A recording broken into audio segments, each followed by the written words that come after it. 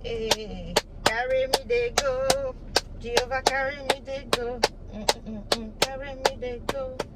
Jehovah carry me they go. Obodo Ibo. When we landed Obodo Ibo, there was snow, there was rain, there was everything.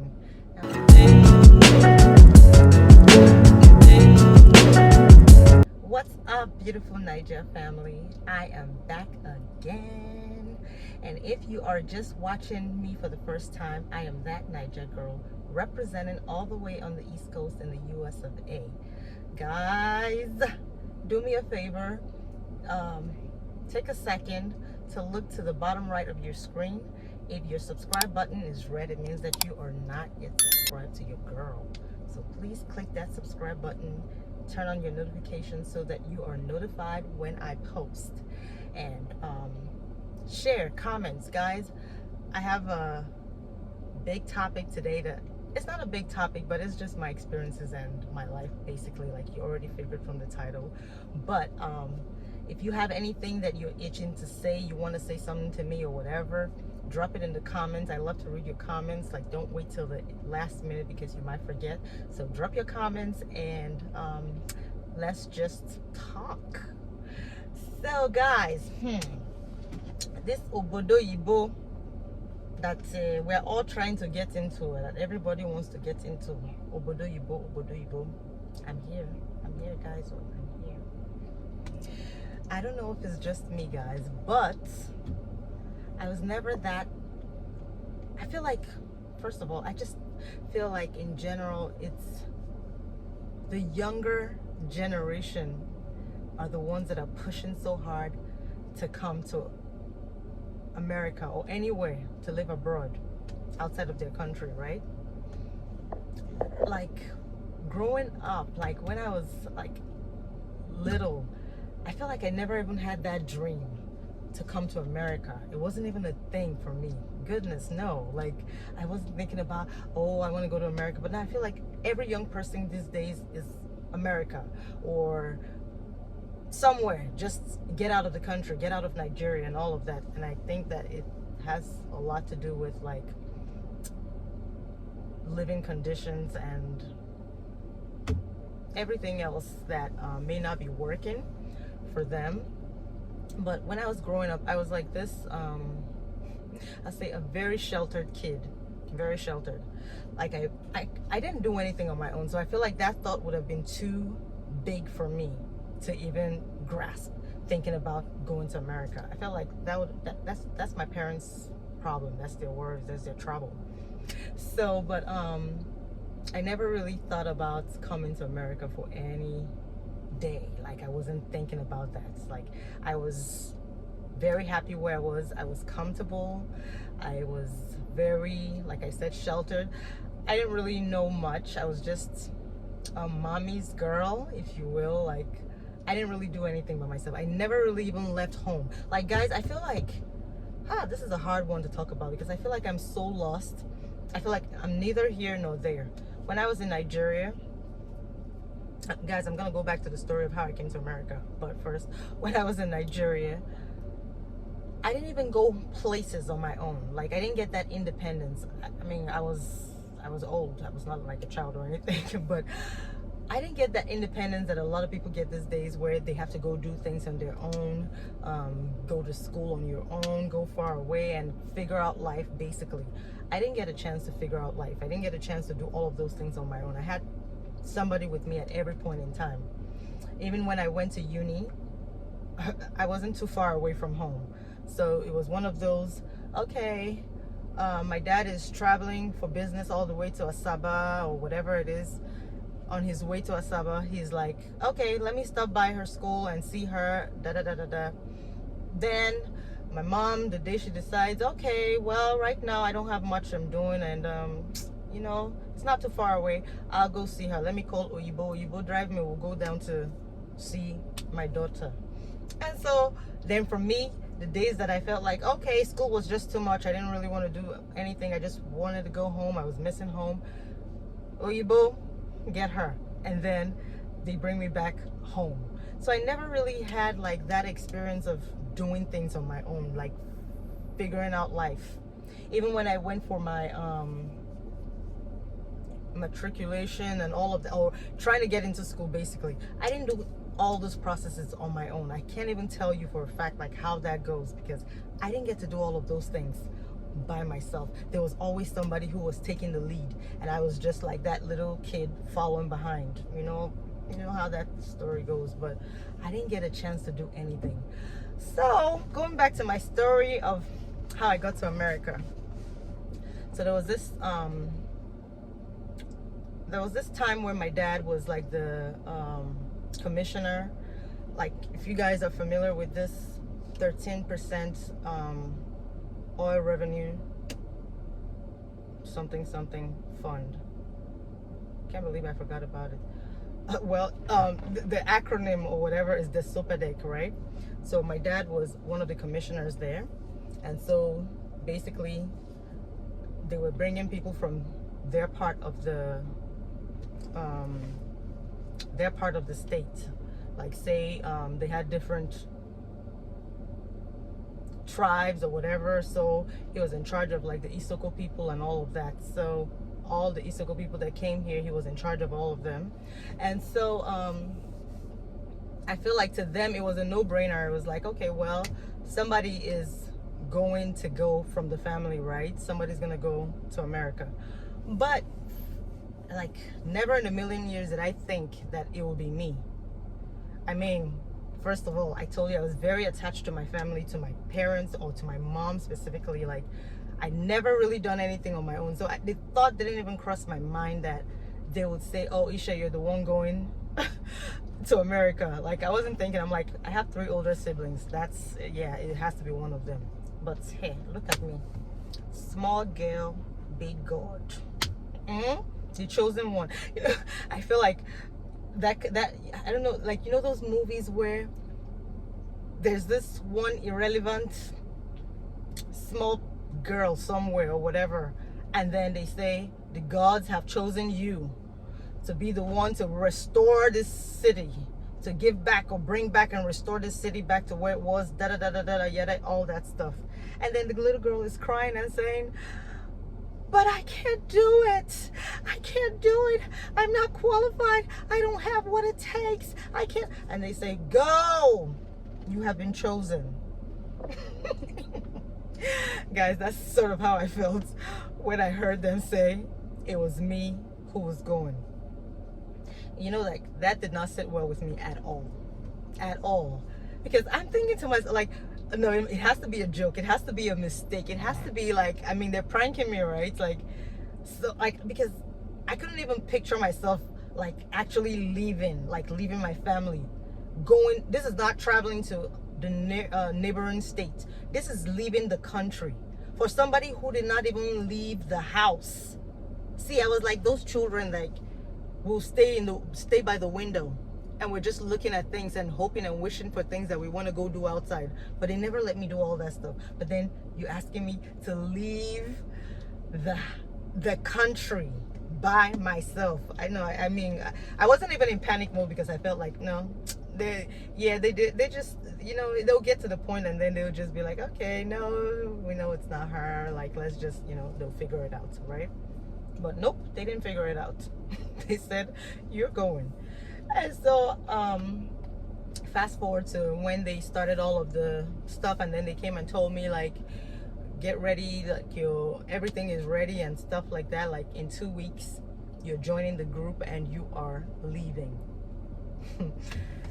Guys, I can't even tell you guys how, what's the word, I don't even know, like, how much I cried that period leading up to the time I got to America. Like, I will cry and cry at night. And then my parents, like, nobody really knew how much I was crying, but they knew how I felt about it, but they didn't really know, like, I had those moments where I cried and all of that. But then when it came to the actual day where I had to leave with the group to Lagos, because that's where we were going to be flying from, right? So I think they'd already announced when we were leaving and all of that. And I told my mom and my dad that day, I said, there's no way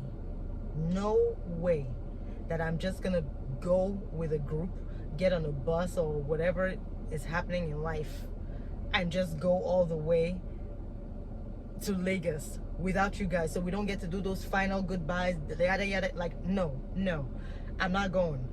Somebody from this house has to take me all the way to Lagos, get me settled in, and then we will do the final goodbyes, and you will watch me, and whatever happens, and we will fly, right?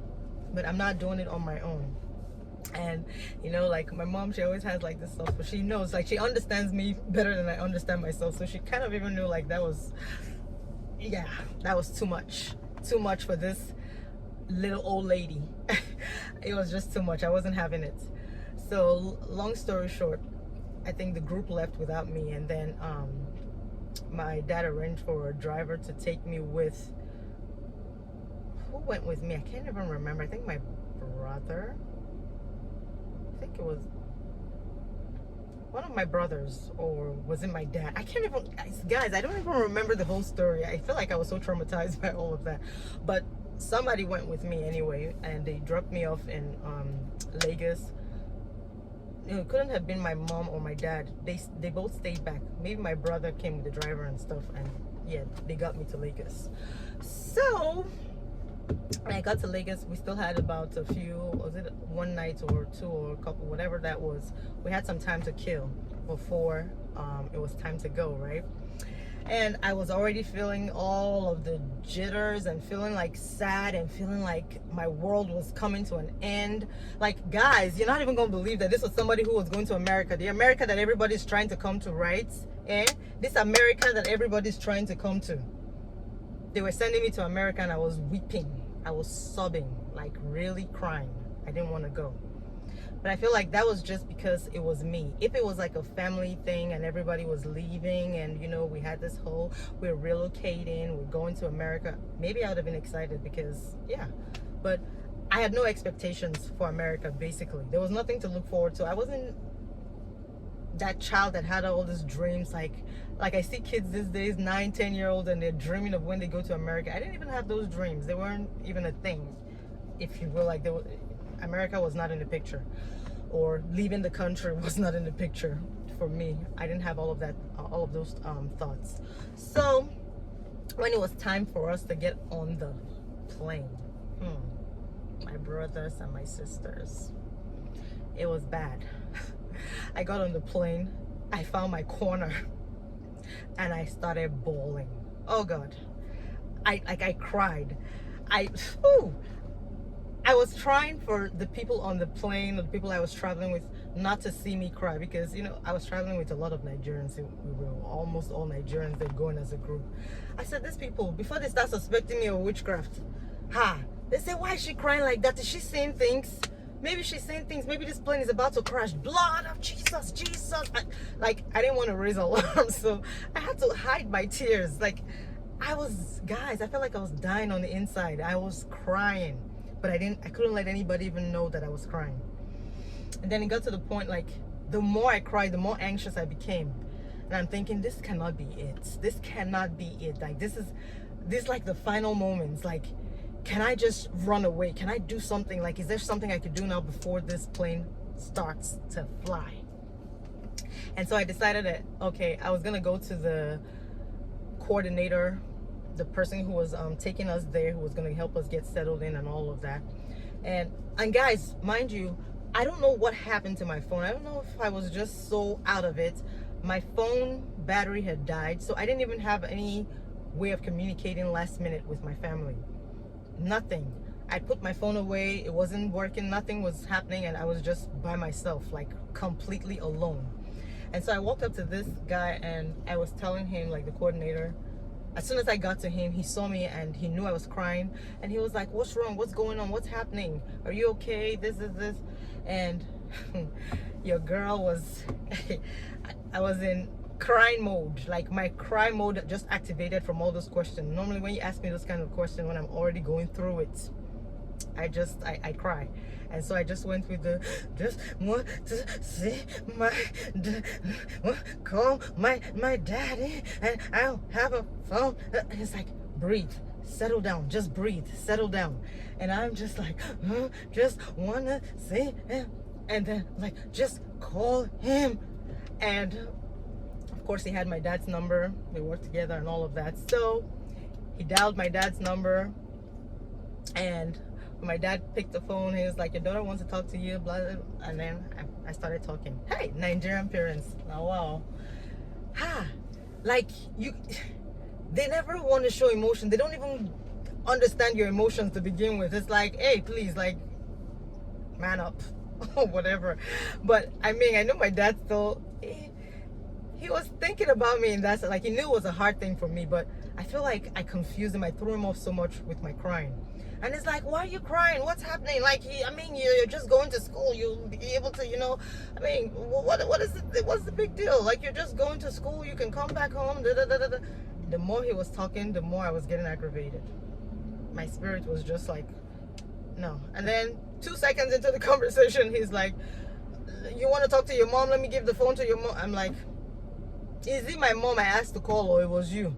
I beg, give the phone. Okay, but of course, you know, Nigeria, we don't even have that thought in our head, because your parents can see your thoughts. So I wasn't, yeah, I'm just saying that one so that this video will be sweet, right?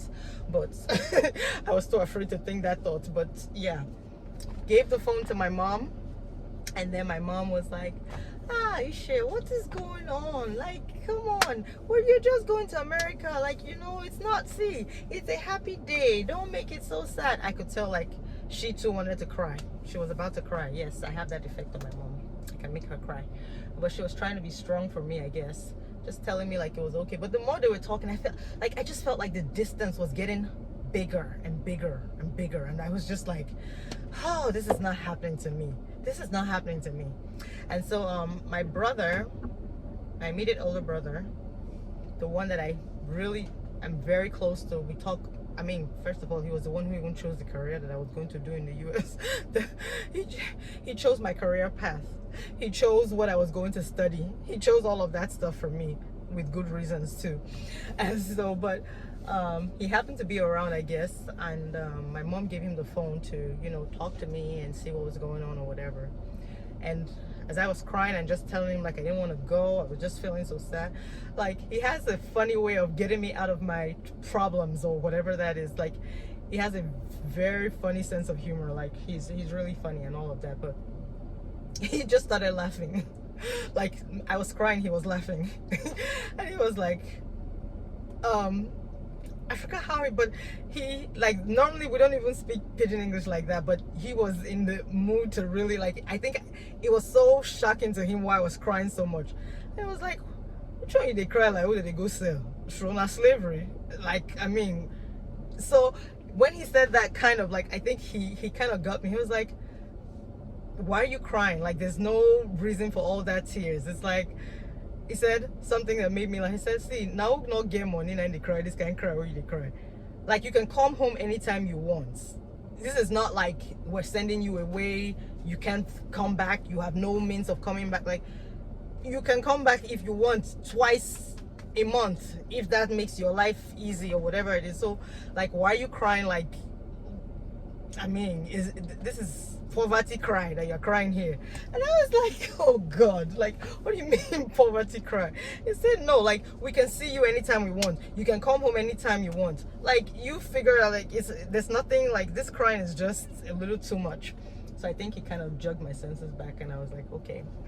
I was still not okay, but at least I was okay to fly. And so that's how I ended that call, went back into my shell while everybody was socializing on the plane, getting to know each other and doing all like this. I was by myself, to myself. And yeah, and finally when we got to the US, hey, carry me they go, Jehovah carry me they go, carry me they go, Jehovah carry me they go, Obodo Yibo. When we landed Obodo Yibo, there was snow, there was rain, there was everything. And I was like, snow. So we finally entered. So this is the abroad, the Obodo Yibo, that side, the other side. This is it too. And I carried my life gingerly to go start life.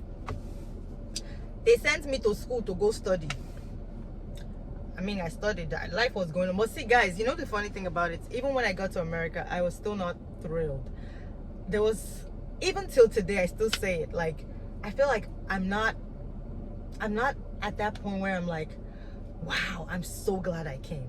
Guys, I'm not even gonna lie. Like, I have more days where I'm sort of wishing that I was back home than the days that I'm like, oh, I'm in America type, you know.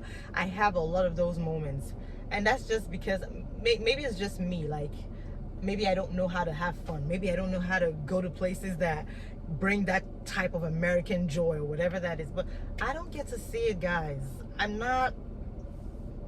so preoccupied with whatever I'm doing that I can't really feel America. I can't feel what that thing is. Besides the constant power, electricity, and all of that stuff, and good roads, and the system just working, I feel like I don't really see, like, I miss the community in Nigeria. I miss that bond that I had with my family. Honestly, guys, till today, I feel robbed. I don't even want to put it that way, but I feel like I was robbed of my comforts. I was robbed of my safe space, because I really love being around family. I don't know what my life would have been if I had stayed back or whatnot, but I just miss that. Like, I honestly just miss that. Like, I miss it a lot sometimes, and I just think like, oh, if I wanted to do, like, even the stress of raising a family here, I feel like if I was in Nigeria, I would have so much help. Like, you know, my take on this, I feel like if you really have a lot of money, well, not a lot, like if you're very comfortable enough to, like, say I could travel when I want and all of that, I feel like I would rather be in Nigeria. I know some of you are gonna kill me for this comment, but yeah, that's how I feel. It's my experience. It's exactly how I feel. I feel like I would rather be in Nigeria and have the opportunity to travel, right, and all that stuff, but still come to Nigeria to live. But the way it is, and before you start saying, hey, if it's too bad there, whatever, then come home. Well, it's not like that for me. I can't come home. I have a family. I have a whole family here. So it's not like we're all Nigerians in the household and so we just go back to our country, right? I'm married. My husband is from here. It's not that easy to say up and leave and go back or whatever. But I definitely miss Nigeria. I definitely miss that whole vibe, and I feel like I didn't get to do a lot of the things. Like, now everybody talks about Lagos. Lagos is happening, and you're not gonna believe that I never even really went to Lagos. I don't know what Lagos is. I didn't get a chance to even explore Nigeria.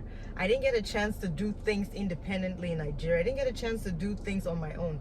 The entire time that I was in Nigeria, I had somebody doing things for and with me. So I never just got on a bus to go wherever just for the fun of it, to say, oh, well, I'm going this place because I heard about it and it's such a fun place, I'm gonna go explore. No, I never did any of that. So now that makes me feel like I'm neither here nor there. I can't tell you too much about Nigeria. I can't tell you all of the places in Nigeria to go. I can't be all of that stuff.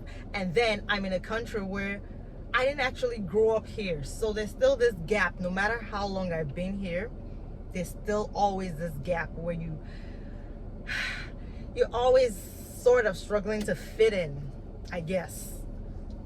And so it makes it so much harder. Like, guys, it makes it so much harder. So this is not one of those videos to discourage you from coming to America. No, I'm not about that life. If that's where your happiness is and you can find your way, by all means do. Whatever works. In my head, like, the way I kind of see it, I'm just thinking like everywhere is hard. Everywhere people face hardship, or people have things that make life hard for them. So in Nigeria, there's definitely reasons why people want to leave. It's hard and all of that. Like, life is hard. In America, for me, I feel the same. I feel like in many different circumstances, it may not be the same things that make Nigeria hard, but there's certain things that just make living in America hard. So my advice is, everything is hard, everywhere is hard. Choose your hard, right? So whatever makes you happy, whatever works for you, and whatever God blesses you with. And yeah, so guys, that's just my little, I don't want to even call it a rant, or I feel like I've been keeping this for so long in my head, and I just had to let it out, because at the time I came to America, I didn't even really know anything about YouTube. I didn't do videos, I didn't save a whole lot of stuff, but these were like all the things that I went through, my thought process at the time, the initial stage, all that was going on behind. And so I know a lot of people think, oh, she's in America, yeah, this is the real life, guys. Sometimes I think to myself, I'm like, maybe I haven't really discovered the real America that I'm supposed to be in. Maybe there's another part. Maybe I'm at the back of America, and what, you know, at some point I'm gonna enter the real America, because I don't know, guys. I'm still waiting. I'm still waiting for that hype about America, right? But I'm just happy that I have my family. Wherever my family is, for me, that's where my happiness is, period.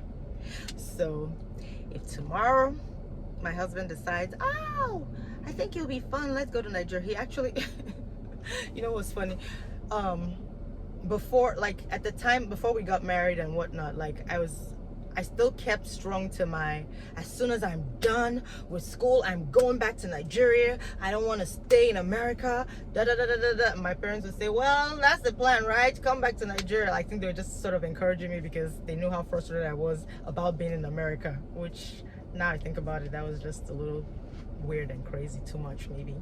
But so I guess when we got to the point, like when me and my husband were getting serious and talking about marriage and all that, I was saying like, but my plans still sort of remain, like I want to go back to Nigeria and all of that. And he's kind of saying like, well, maybe we could go to Nigeria to get, and then I'm laughing to myself like, nah, I don't think you'll survive it in Nigeria. It's not gonna be like, yeah. It's not like I was saying that he wouldn't be able to survive it because I'd gone through stuff that I couldn't survive.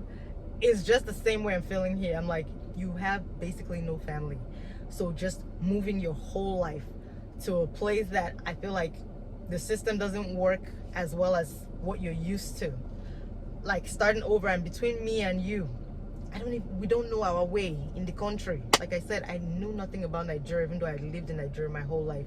So I'm like, guys, we're really gonna be struggling. Like, baby, that's not the life for us. I don't know if you can do this, but my thought is I want to go back. I don't know what you want to do, how we're gonna do it. And then, long story short, we decided that it will work out. We will be together one way or another. And so, baby, we're in for life. So guys, that's just it. That's my story. If you guys can relate or connect with my story in any way, see, this platform, this is not scripted or anything. This is just me, the days that I just feel like it. I just come here and I rant and I talk and I tell you all these tales about my life, whatever I feel like putting out there. So if you guys can relate on any level at all, just let's chat in the comments. Like, tell me what you're thinking, tell me your experiences.